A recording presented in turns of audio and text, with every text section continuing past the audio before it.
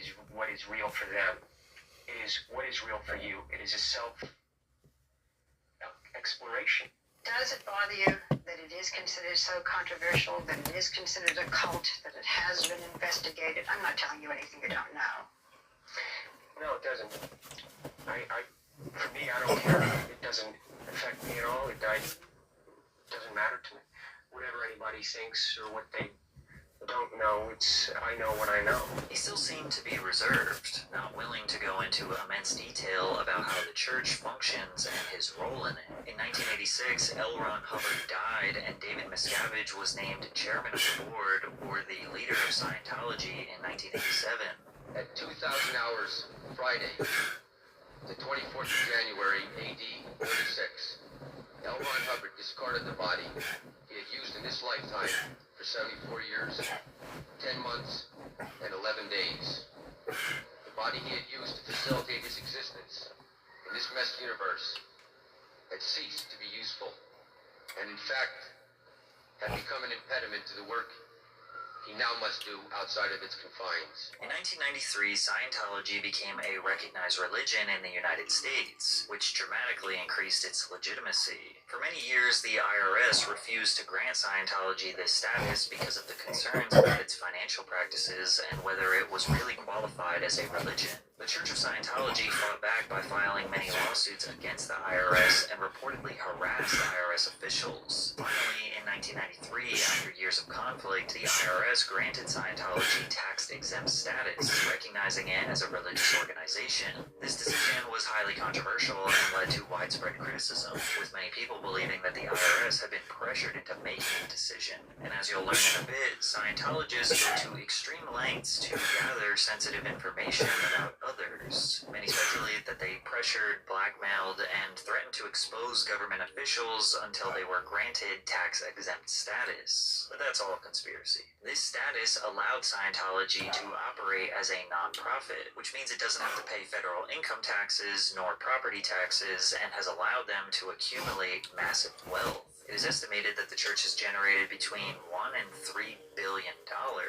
But how did they get that money? Well, first of all, donating money to a church or a religion is very common. Scientology happens to strategically recruit members of mass wealth, celebrities, Hollywood superstars, so it's safe to assume that those people are donating potentially millions of dollars. However, the auditing sessions are also very costly. Remember, the main goal or the point of being a Scientologist is to go clear. However, there are levels or goals that you essentially rank up to along the way. These are called operating thinking levels or OT levels, which are the goals that you hit before reaching the bridge to total freedom.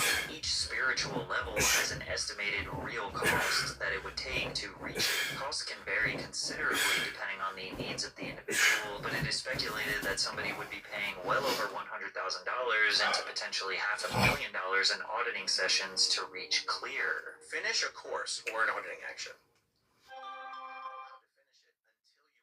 A success story on how great it was and how it changed your life and how you would want other people to have that. Now, if you're like, I'm not really feeling it. You're like, oh, you're not? We're going to have to go back and see what's wrong with your last level. And that costs you more money. Hop on the lobotomy machine, my friend. The beatings will continue until morale improves. But you get to a point where it literally costs you more money to say that that thing didn't give you exactly what you hoped it would. So you're trained to lie to yourself. That's crazy. Just to save money.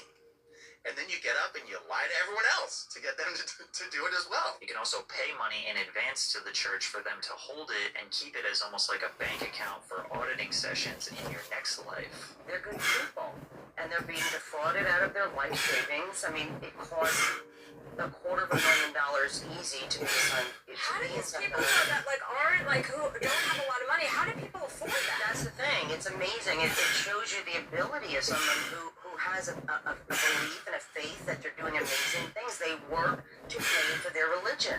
They live below their means to pay for their religions. It is impossible to advance in the religion without completing the required courses and auditing sessions. No other modern religion with a congregation size comparable to that of the Church of Scientology mandates recurring payments to merely participate. Yet, Scientology's entire foundation and religious ideology is built upon these required payments from parishioners. Additionally, the Church of Scientology saves an enormous amount of money in labor costs because they pay their employees or volunteers next to nothing. A mere $50 per week stipend. However, many of them are okay with this form of payment as they have become fully dependent on the Church of Scientology in every aspect of their lives. This organization is the most dedicated version, most dedicated brand of Scientologists. So, there's three, like, echelons of Scientologists. There's public, who just live normal life in the real world and they pay to do Scientology courses and audit. Then there's staff members, who also live in the real world, but work on 2.5-year contracts or 5-year contracts at their local Scientology organization, and then once they finish their contract, their debt is paid or whatever. And then there's the Sea Org members. These are the guys who sign the billion-year contracts. They don't have lives in the outside world. They don't own property. They live in Scientology-provided housing. They eat in Scientology-run cafeterias. Is there an actual contract that says It's symbolic, but yes.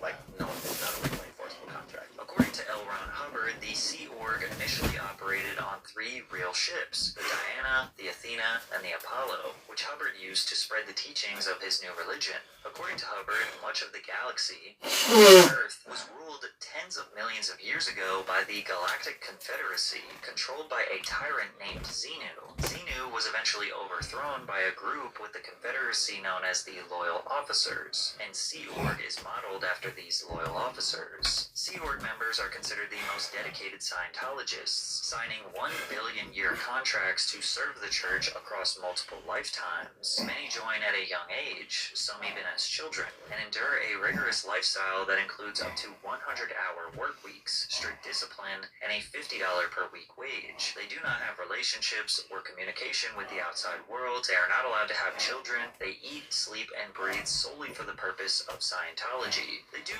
normal jobs, just like any other business, but they are assigned to them like a military post. You have the treasury, which consists of people who receive, collect and invoice money, pay bills, manage assets. You also have sales representatives who get people to sign up for the religion. You have promotional team who sends out flyers, emails, and advertisements for the church. You also have auditors, and the people who train the auditors, and the people who monitor the people who are training the auditors, and then the people who get members to pay for the auditing sessions and constantly pester members to sign up for more auditing sessions. If any, and I mean any task, no matter how small it is, that they were assigned to get done is not done by the end of the day, they will not stop working. Whether your task is to organize thousands of files by hand, or sign someone up for an auditing session, or merely just dust the floor, if the task is not done, you don't stop working. In 1975, Sea Org transitioned to land-based operations. Estimated at around 5,800. Most members now live in church complexes around the world, including locations in Los Angeles, Florida, Copenhagen, London, and Sydney, with some assigned to smaller centers or acting as missionaries. And still to this day, there are many people that live and work on the Sea Organization motor vessel Freewinds. Scientology reports that they have millions of members worldwide, and that is this rapidly growing religion that people love. But most of these buildings are vastly empty, and it seems like they really don't have that many members, potentially in the ballpark of 40,000 people. There are countless stories of former members who have escaped Scientology, who have often described themselves as being trapped in a cult. Leah Remini is an actress and former Scientologist who escaped and has dedicated a good part of her life to expose the horrors of life as a member. We have heard stories of mind control, to forced labor, to sexual assault and abuse, to a secret prison camp called The Hole, where disgraced members of the church are sent to effectively be tortured. Describe it for us. It had doors and windows, and the one entrance was guarded by security 24 hours a day. The hole basically was some kind of a slang term that had been coined long before I got there, and it was where you actually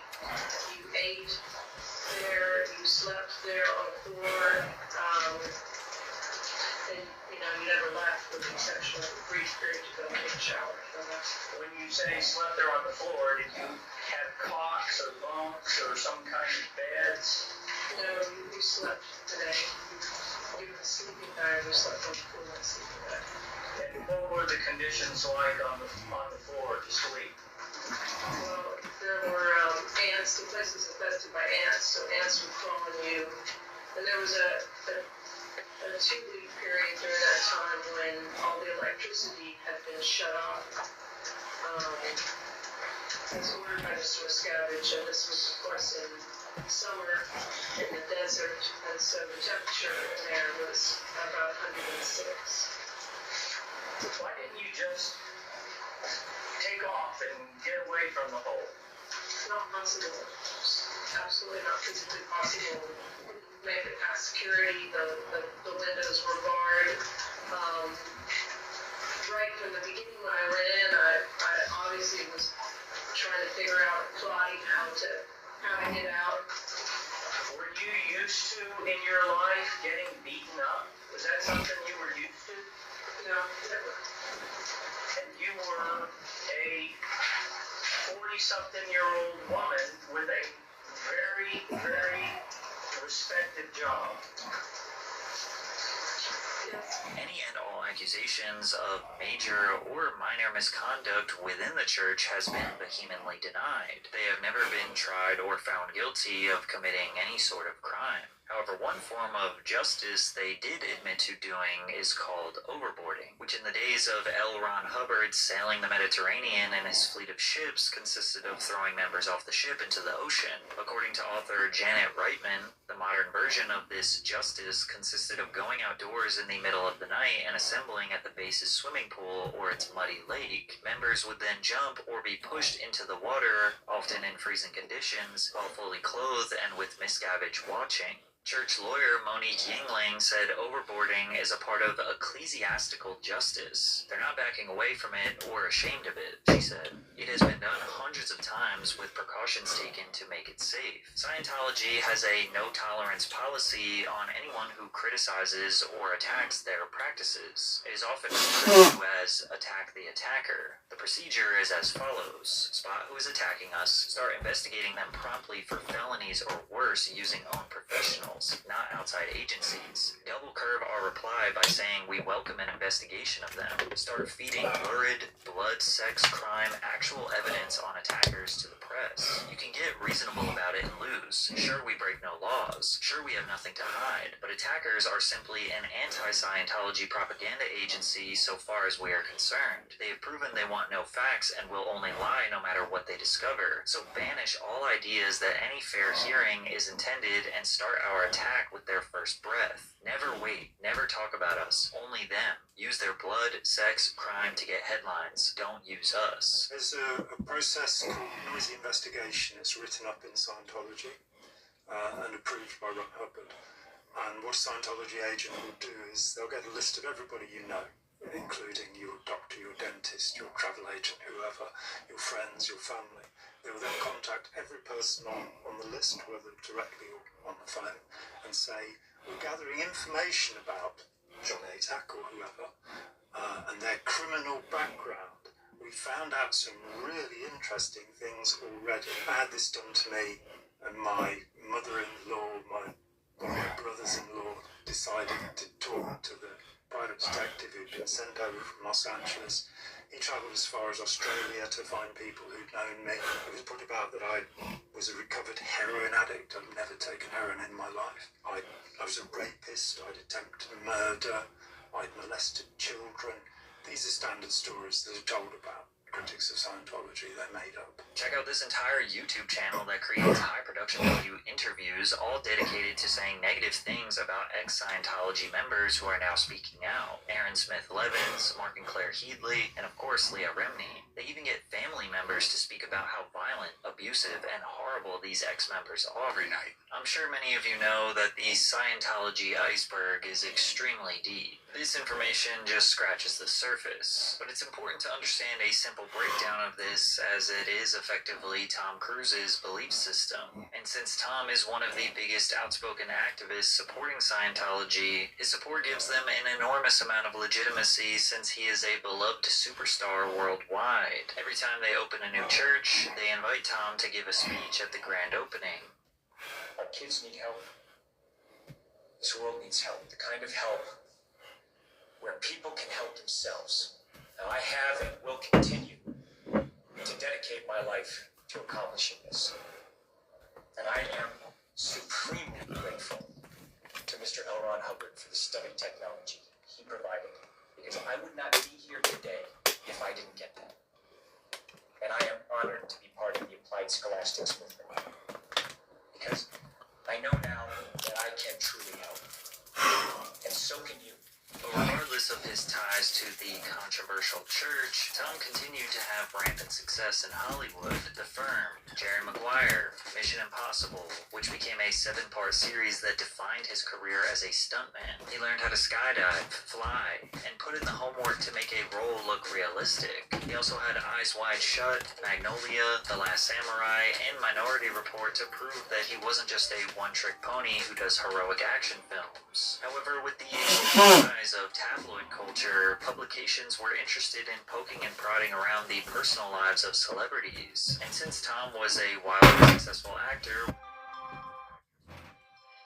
adopted children, they were a pretty good target. We're private people. We are human beings. You know, we are human beings. We have feelings, and more importantly, than we have children. And I think that for years we were told that, just don't worry.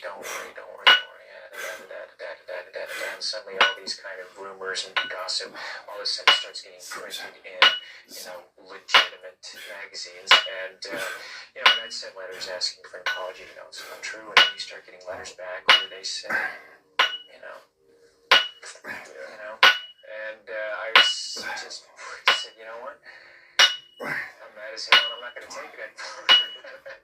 And it's not right. And if they're not going to be responsible, I am going to make them be responsible. The Church of Scientology has been blamed for having a huge impact on how Tom Cruise's relationships started and ended, making people wonder just how much control it has over its most famous members. Cruise was married to actress Mimi Rogers in 1987, who was the one who actually helped convert Tom to Scientology, but by the end of 1989, Cruise had filed for divorce. According to former Scientologist Mike Rinder, who wrote about his experiences in his book A Billion Years, My Escape from a Life in the Highest Ranks of Scientology, he claims that Scientology leader David Miscavige was heavily involved in Cruise's life at the time, even helping to facilitate Cruise's relationship with Nicole Kidman while they were filming Days of Thunder in 1990. Rinder alleges that Greg Wilher, Cruise's personal auditor from the church, was assigned to get Mimi to agree to a divorce so Tom could marry Nicole, which was highly unusual and would never have happened with a normal Scientologist. But what could Scientology's problem be with Mimi Rogers? Well, Rogers' father, Philip C. Spickler, had been closely involved with Scientology founder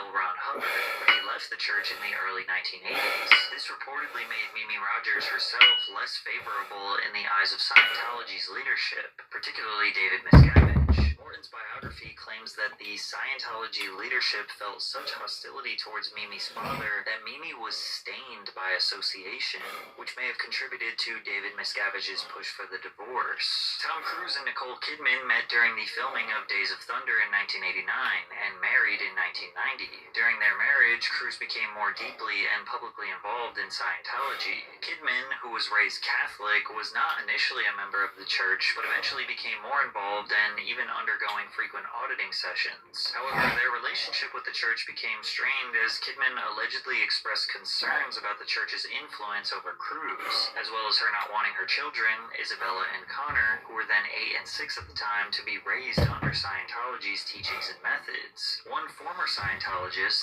Teresa Summers, who raised one child inside Scientology and another outside, shared her experience with the church's practices. Summers described how the church discouraged regular medical treatment, comfort, and nurturing for children.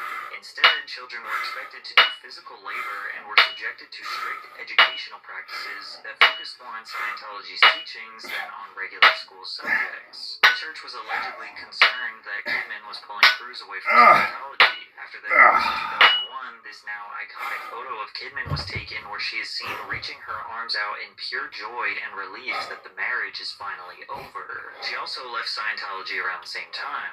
Unfortunately, as Tom retained custody of the two children. In the early 2000s, more people than ever were trying to expose Scientology for what they believe it truly is. And since Tom Cruise is the most notable member, anything involving him would get more attention, more views, more clicks, etc. Like this video of him hanging out on a three-way ship celebrating his 42nd birthday. Thank you.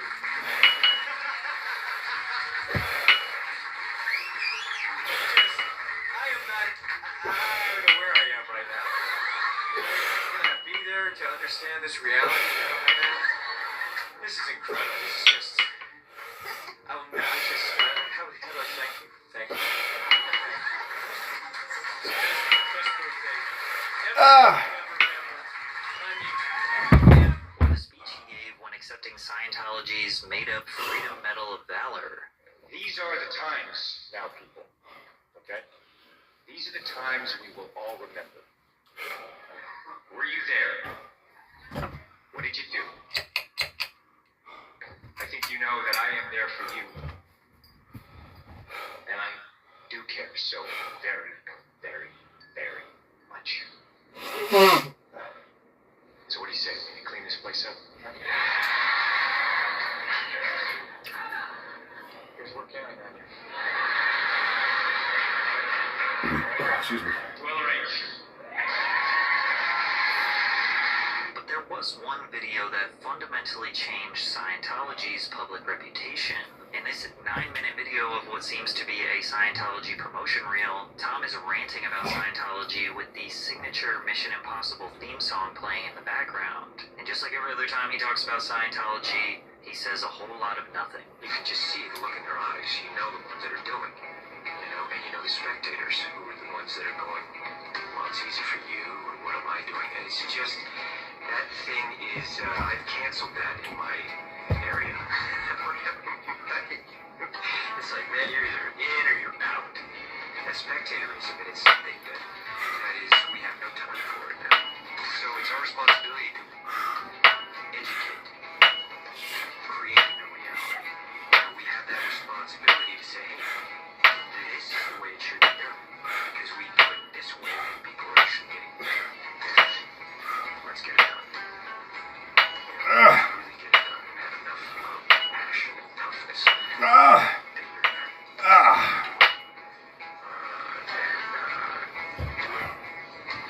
Trust me when I say that this entire 9-minute video is just him stringing together a bunch of vague, nondescriptive sentences that absolutely lead to no point whatsoever. This video was so confusing and so laughable that it started to turn Scientology into somewhat of a joke or a meme. It began to lose its sort of mysterious and almost cool and interesting luster, and yeah, people were just not taking it seriously anymore, like it was just a joke. To add fuel to the fire, South Park made an entire episode mocking Scientology. It all began 75 million years ago.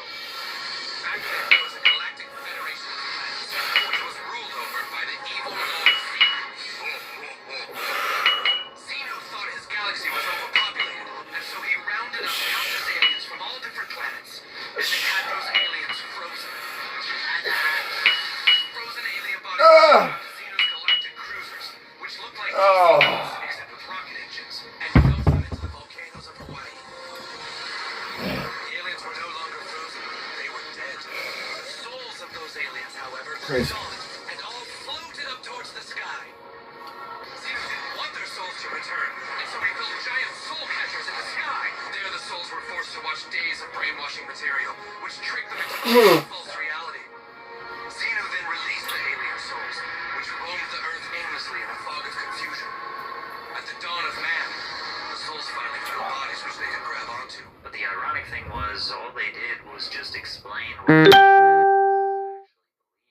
because of this episode, the Office of Special Affairs launched an investigation into Matt Stone and Trey Parker. The Scientology OSA contacted their close friends looking for any vulnerabilities to exploit. A Scientology insider leaked this disturbing information. There are some strings that will be pulled on the PRC on Stone. Otherwise, these special collections, covert information gathering such as trash collection, purchase phone records, hacked airline reservations, purchase bank records, will be debugged in order to get some viable. Despite their efforts, they were never able to find anything about Matt and Trey Parker. When you talk about Scientology, you're used to the response that people give you, aren't you? That you're some kind of nutcase or some kind of lunatic, fringe sort of religion thing. Used to the response. I mean, Fly around in that's a history. Well, that is the religious there will be. I don't find you that this is people's reaction. No, I think maybe people say that to you. They don't say that to me. With Scientology being scrutinized and laughed at more than ever, Tom's behavior wasn't really helpers like Matt Lauer wanted to learn about how Scientology affects Tom's relationships. Katie has mentioned that she is embracing, or at least exposing herself and opening herself up to Scientology. At this stage in your life, are you with someone who has an interest? Scientology is something that you don't understand. It's like you could be a Scientologist. Okay, Scientology is something that doesn't replace religion. And it is a religion because it's with the spirit. You know, you as a spiritual being, and it's something that there's tools that you have that can actually that you have in your life. They then go on to discuss why Tom Cruise criticized actress Brooke Shields for taking antidepressants for postpartum depression. And I know that psychiatry is a pseudoscience. But Tom, if she said that this particular thing helped her feel better, whether it was the antidepressant or going to a counselor or a psychiatrist, isn't that enough? Now you have to understand this. Here we are today, where I talk out against drugs and psychiatric abuses of electric shocking people, okay, against their will, of drugging children with them not knowing the effects of these drugs. Do you know what Adderall is? Do you know Ritalin? Do you know Ritalin is a street drug? Do you understand that? The difference is, This wasn't asking you a question. I'm asking you a question. I understand there's abuse of all of these No, things. you see, here's the problem. You don't know the history of psychiatry. I do. Are there examples, and might not Brooke Shields be an example of someone who benefited from one of those drugs? All it does is mask the problem, Matt. And if you understand the history of it, it masks the problem. That's what it does. That's all it does. You're not getting to the reason why. There is no such thing as a chemical imbalance. So postpartum depression to you is Matt, kind of a psychological goop, gobbledygook? No, I did not say that. I'm just asking what would you call it? Matt, that is the post. Now you're talking about two different things. She went on the antidepressant for it. But what happens, the antidepressant, all it does is mask the problem. There's ways of vitamins and through exercise and various things. I'm not saying that isn't real. That's not what I'm saying. That's an alteration of what I'm saying. I'm saying that drugs aren't the answer. That these drugs are very dangerous. They're mind-altering, antipsychotic drugs. And there are ways of doing it without that, so that we don't end up in a brave new world. While Tom does make some interesting points about the potential dangers of using prescription medication, as well as claiming that it would be advantageous for us to pursue more natural remedies, it's kind of hard to take him seriously when he says that psychiatry that paying to reach your operating thetan levels will allow you to cross the bridge into total freedom. Tom and Katie Holmes married in 2006, and from the very beginning, there were rumors about Scientology's involvement in the relationship. Cruise introduced Holmes to Scientology shortly after they started dating. Katie, who was raised Catholic, decided to convert to Scientology, which nobody was surprised. Soon after, their marriage was official. Katie Holmes was encouraged to cut ties with her previous management team and replace them with people connected to Scientology, effectively putting her career in the church's control. As time went on, Holmes became increasingly uncomfortable with Scientology's influence on their lives, particularly concerning their daughter, Suri. Tom insisted that Katie deliver the baby in near silence. Following a Scientology ritual meant to prevent negative experiences from being imprinted on the child's mind. This silent birthing technique is part of the belief system that the noise during childbirth that the church had plans for Suri to join the Sea Org, which really really made Katie worry and realize she needed to make a change. There were rumors that she was accompanied by a Scientology handler during her public appearances who would feed her lines about how much she adored Tom, as well as the church allegedly micromanaging various aspects of their relationship. Rumors aside, when analyzing what actually happened after their divorce is really telling about the reality of their relationship. See, while Holmes was with Tom, he still had custody of his 2 children. Bella and Connor are devoted to their father and Scientology, and those children never really saw their mother, Nicole Kidman. So while Katie was with Tom, she was fearful this could happen to her child if she got a divorce. That her child would essentially be trapped in Scientology and under Tom's custody, and then she just wouldn't see her daughter. So Katie Holmes played behind Tom's back and blindsided him with the news that she got a divorce. And therefore Tom and Scientology were unable to control the way that the media reported on this. When the divorce proceedings finally came out, they revealed the lengths to which Holmes went to escape Scientology and Tom's control. She had to use disposable burner phones and secret laptops to communicate with her lawyers and plan her escape in fear that the church would step in and do something to her and take her daughter. She almost immediately moved to New York, which was a strategic move to secure primary custody of Surrey. Scientology members were allegedly following her in New York, so out of fear she called the police because she believed church members were planning to abduct her daughter. Katie also fired her entire team that had worked for her during her marriage to Cruz, including her publicist and security detail. She had to wipe her entire life clean because of the grip Scientology had on her life. The divorce settlement was reached with Holmes securing primary custody of her daughter. Since then, she has kept her distance from Scientology and enrolled Surrey in a Catholic private school. Tom has agreed to pay Holmes $400,000 per year until Surrey is 18. However, he has not seen his daughter in over a decade since she and her mother are not Scientologists. Now, it is somewhat normal for a parent and child to disagree on values, especially religious ones. And there are definitely situations where conflicting religious beliefs will lead to a parent losing connection with their child. But many people just simply look at Scientology as not worth losing your child over. If you were to just look at Tom's opinions on Scientology, you would learn that it is a belief system that helped him become an incredible human being. He overcame his illness and used their teachings to accomplish his biggest life dreams, which is good for him. Since Scientology is deeply rooted in and centered around self-fulfilling prophecies, ones that coincidentally require people to pay enormous amounts of money to achieve, it's not really much of a noble cause that people respect. As reported by Vox, the church has continued to manage Cruz's life. Reportedly, it granted him the full benefits of its more unsavory enterprises, including the church's alleged use of slave labor. Former Scientologist John Brossow says the church has custom-built luxury vehicles and because this labor is provided by the church, it's done through the Sea Org, the Scientologist association that has been accused of human trafficking and forced labor. The church has described these claims as both scurrilous and ridiculous. The picture painted by Cruz by former members of the church is not flattering. They tend to describe Cruz as a well-meaning man who fundamentally is not curious and who is happy to have beautiful things handed to him without looking at the cost. Scientology is attractive to Cruz in this account because it makes his life easier while simultaneously flattering his ego with the belief that he is a hero. Do you think Tom is essentially in too deep? Like, yeah, maybe he does want to see his daughter, but they have too much dirt on him and it's almost a hostage type situation.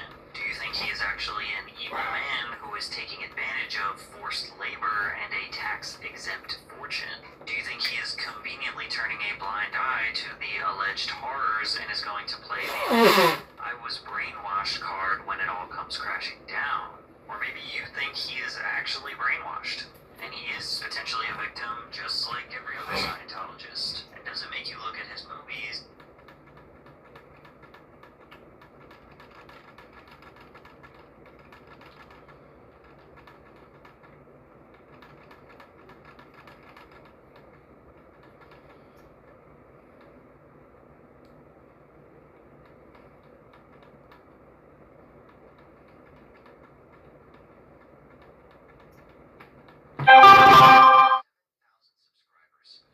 Please like the video and share your thoughts in the comments.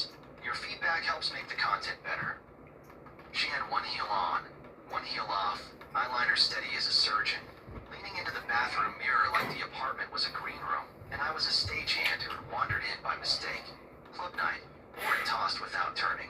Tasha's got a table. You coming or staying grumpy? I held my jacket on the chair, kicked off my boots. How about we don't yell over bass? I've got a roast, cold beer, and a couch that doesn't charge a cover. In another life, she smirked. Or another Friday. That's twice this week. I noted, not accusing, just accounting. We were supposed to finish the shelving. She clicked the second heel, not even blinking. Shelves can wait. Music can't. Enjoy it. I told her, picking up the mail. Text me where you land. She waved the phone. You act like I disappear. If I'd known where that line was headed, I'd have treated it like a Flair over-dry brush. She left in a cloud of perfume and high spirits. I ate alone, turned the game on mute, and stared at the half-installed brackets on the wall. 2 nights and 1 night. Momentum. Momentum doesn't stop on its own. Morning. With shoes in hand. You're up. It's 9. I replied, watering the small plant she'd forgotten existed. I started 6. She leaned on the counter, hair in a knot, eyes soft. You're mad. I'm not 12, I said. I'm tracking patterns. Nothing's wrong, she stretched. I like to blow off steam. You like to fold blankets into squares. We can like different things, I shrugged. We just can't pretend the clock stretches. She poured coffee, added too much sugar, and changed the subject like only she could. I let it pass, for the moment, because picking a fight over breakfast is how people who enjoy fights spend their mornings. I enjoy results. By lunch I made my first adjustment. I sent her a note. New grade. Go to bed. If you want me involved, send location by 9:15. It's your night, not our night. No drama, just a policy.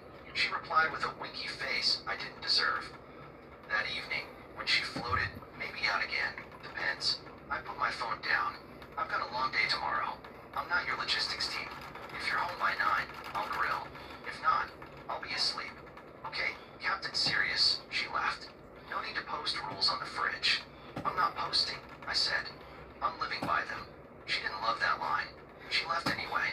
2 days later, she came by my shop around noon. My foreman, Marco, is the kind of guy who talks with his eyebrows. They climbed when she walked in with a paper bag and a bright smile.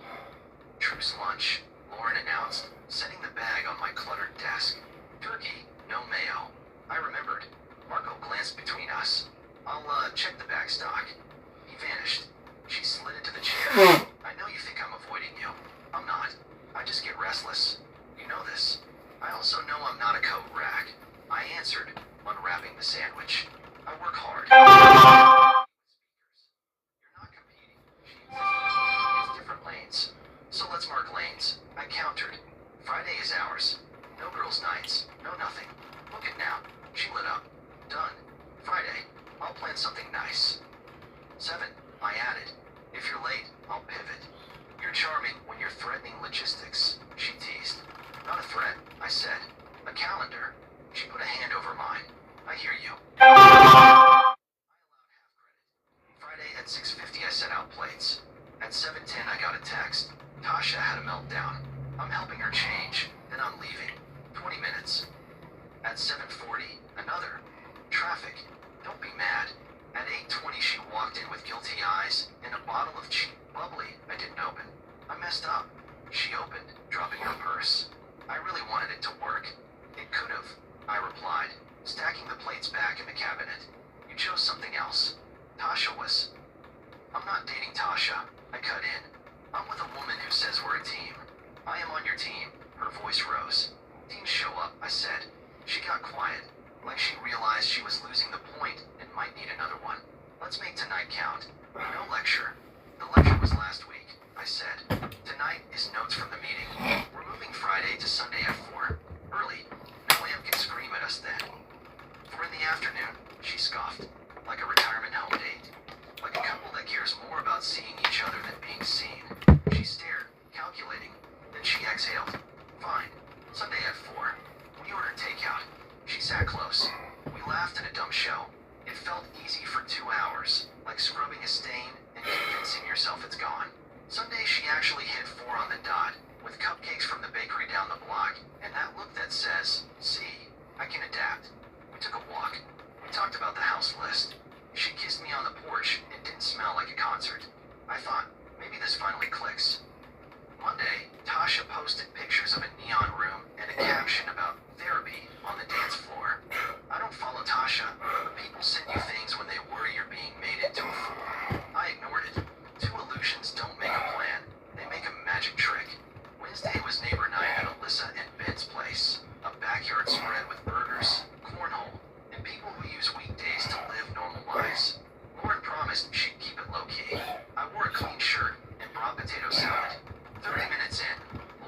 surrounded by a small fan club. Alyssa, Tasha, and 2 newer faces. We wanted to talk about music, outfits. Last time we went out, she was in her element, hands moving, eyes bright. Alyssa tipped her head toward me. You look tired, man. Long week, I said. I like chairs. Bars forget those exist. Lauren drifted over, plucked the beer from my hand, and took a sip. Let him fool you. She grinned to the group. He's secretly 80. 78. I deadpanned. And proud. Tasha laughed too loud. We should get him out. Breaking those hips. There's a rule for that, I said mildly. I don't do rescue missions in rooms that smell like smoke machines. Translation. Lauren rolled her eyes. He wants me home by 9 with a permission slip. Translation. I returned. If it's a couple's plan, I show up. If it's a single's plan, I don't carry the codes. Then, flipping burgers, raised an eyebrow at me like, "You sure of your footing on this ledge?" I was sure. Alyssa cut the tension, offering dessert. The group scattered. Lauren stayed. You embarrass me when you talk like that. I set a boundary. I said, "You sound like a lecture series. Better than sounding like a bouncer at my own front door." She stepped closer, dropping her voice. "After this, we might go to Logan's. Tasha needs to talk." "Then talk," I replied. "I'm leaving at 9. Ride with them or catch a car home." "So you're not even trying?" "I'm done being your safe backup plan," I said. "Pick your night. I'll pick mine."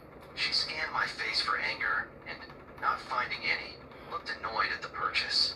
At 8:50, I rinsed my plate and thanked our hosts. At 9, I was in my truck. She waved me off with 2 fingers and that half smile that says she expects me to fold later. Around 11:30, my phone buzzed. Heading to Logan's. All good. At 1, another. Might stay a little. You're asleep anyway. At 2:15, nothing. At 2:30, nothing. At 3, my patients put on a code and took a walk without. A vendor delayed deliveries. A client wanted a miracle with no materials. By 5, I'd been chewing dry air and burnt coffee for 10 hours. I drove home in silence, not even the radio. The sky felt like a lid. Her shoes weren't by the door. The house was museum quiet. The roast pan I'd left to soak was untouched. I texted, "Where are you?" A minute later, "Out. Chill." "Where?" "Downtown." "Don't start." "Who with?" "Don't be that guy. Answer the question." A pause. Then, "I am not your property. Stop trying to track me. Everything's under control." That line snapped something clean. Not a tantrum. A conclusion. Understood, I wrote. If clubs and parties are your priority, stay with them. Stop coming back to my house and pretending you're my wife. 3 dots appeared, disappeared, then a call. I didn't take it. She called again. I turned the phone face down and went to the garage. I pulled the old duffel from the shelf, packed basics, and checked the lease in the file drawer to remind myself whose name sat alone at the top line. At midnight, I heard the door. Fast steps. A purse hit the counter. "Are you serious?" She stood in the hall, eyes blazing. "That text. I'm done being ignored," I answered. "Actions, consequences. You can't kick me out of my life because I had a late night." "I'm not kicking," I replied.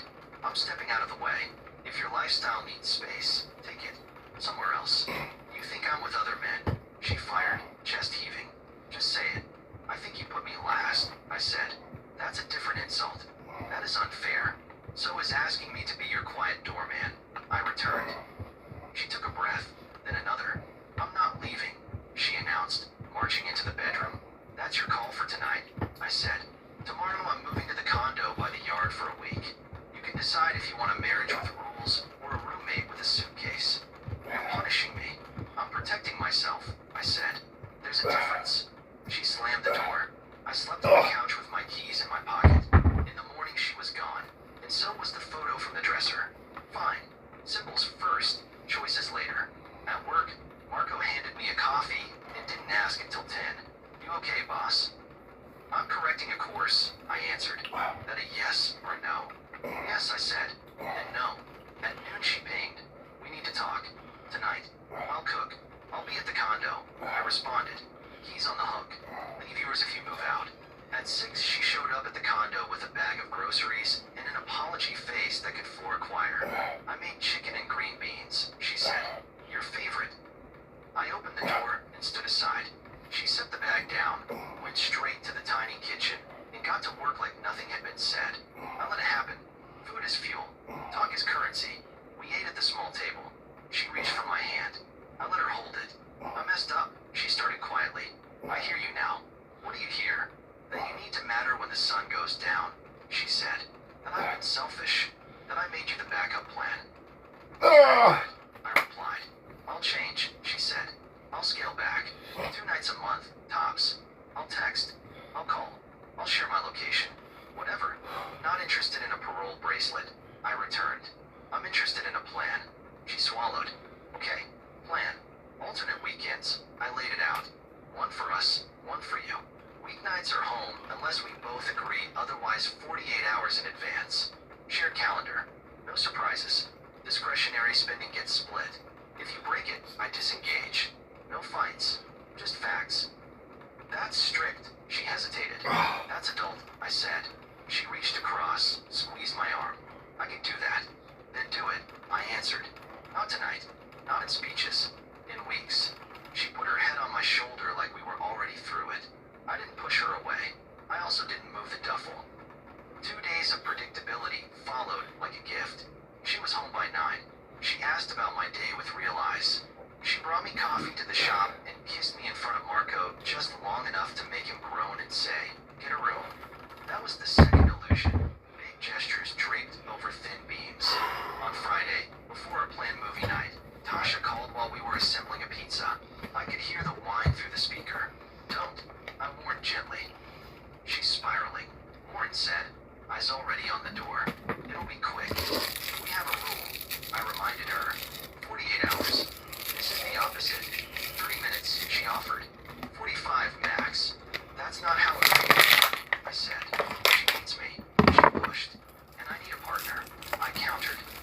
She looked at me like I was asking her to choose between water and air. "I'll be back," she said, grabbing her keys. "If you go," I answered, "I won't be here." She froze. "You leave over this." I didn't force what we said together, I said. "If rules are flexible, respect this too." She set the keys down, breathing hard. "You're unbelievable." "We're consistent," I said. She picked the keys up again. 40 minutes. I folded the pizza box, slid it into the fridge, and wiped the counter without hurry. She left. I locked the door. I didn't wait. I took the pizza with me to Marco's garage and watched him rebuild a carburetor while we ate and didn't talk about my marriage for 20 minutes. Then he grunted. "She gone." "For the night," I said. "You know your answer." He added, not looking up. "You're trying to make it kind." "Kind is fine," I replied. "Blind is not." By the time I got back to the condo, my phone had 4 messages. The first was, "I'm coming back." The second was, "You're making this worse." The third tried to sweeten, "I'll make it up to you all weekend." The fourth was a photo of candles on our coffee table and the caption, "Let's reset." That last one would have worked on me 2 months ago. Not anymore. I stayed put, sent one line. "Weekend plan stands. Mine, not yours." Saturday morning she knocked, hair down, wearing the sweatshirt she knew I liked. "Can we please stop this?" she said as soon as I opened. I cooked. I cleaned. I agreed to your calendar. "You act like I'm a criminal." "I act like a man with standards," I replied. "You broke what we agreed." So I adjusted. "Enjoy your weekend." "I'll enjoy mine. You're pushing me away." "No," I said. "I'm stepping back from being dragged." She tried a new angle. "Let me come with you today, wherever you're going." "Car show with Marco," I said. "Chop stuff. Loud engines. Older guys talking about paint. Not your crowd." "I'll survive," she offered quickly. "I'll be quiet. Today's not a couple's plan," I said. "Next weekend is. That's the point." She looked wounded, then determined. "I'll wait. We'll hang tonight." "No," I answered. "Tonight is not yours." I went. The show was ordinary and perfect. Sunshades, bad hot dogs, good stories. Marco leaned on a fender. "You gonna burn it down?" he asked. "Not with fire," I said. "With clarity." Sunday night, I returned home to get more clothes. She was sitting at the kitchen table, hair brushed, makeup light, eyes red. A stack of printouts lay between us. Our bank statements, our calendar, a list of dates. "I did my homework," she said, voice even. "I tracked every night I went out. I tracked every time I invited you. I tracked every time you said no." I Saturday, all right. I am not straying, she said, steady. I don't talk to other men. I dance with my friends and come home. You may not like it, but don't paint me dirty. I never did, I replied. You hinted it, she shot back. You said pretending you're my wife. That means you think I'm behaving like I'm not. I said pretending because you treat me like furniture, I answered. Not because of who you dance near. Her face shifted. This is what I needed you to say 10 days ago. I needed you to hear it before last Christmas. I returned. She pulled a tissue, didn't use it. If we're this far gone, say so. Say you want out. I stared at the list, the ink, the earnestness. Somewhere under the calculation was a real woman who didn't want to lose the stage and the home, and was trying to thread a needle most people can't. I could respect the effort and still refuse the result. This isn't a home, I told her. It's a layover. She flinched. So you do want out? I want respect, I said. If it lives here again, maybe I stay. If it doesn't, I leave. And I won't wait under strobe lights for it. Her shoulders dropped, a small collapse. I love you, she said simply. You think I don't, but I do. I want you. I want us. I need noise sometimes. Stillness scares me. I'm not your therapist. I answered, gentle but firm. I'm your husband. My job isn't to be ignored while you fix a mood with a speaker. She swallowed. Give me one more chance with real rules.